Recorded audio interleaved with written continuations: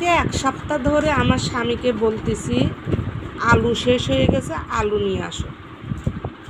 ও বাজার থেকে শুক্রবারের দিন এসে বলে দেশি আলু নেই। আমি বললাম দেশি আলু নেই তাই কী হয়েছে? দেশি আলু নেই বলে কি আলু খাওয়া বন্ধ থাকবে নাকি? বাজারে যা আছে এটাই নিয়ে আসো। তখন সে বলল কি আচ্ছা আনা যাবে না, এর দূরই শেষ, আর আলু আনলো না। এখন আমি কি করব?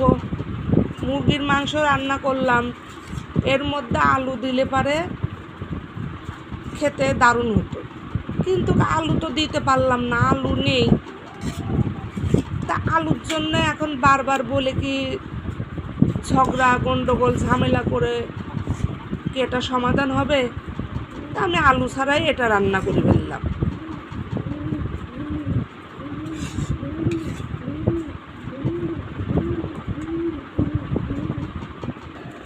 জানি না আসলে সেই ইচ্ছা করেই এগুলো করে নাকি আলু আনতে ভুলে যায়।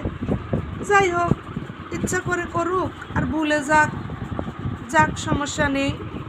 আমি এমনিতেই রান্না করে ফেললাম।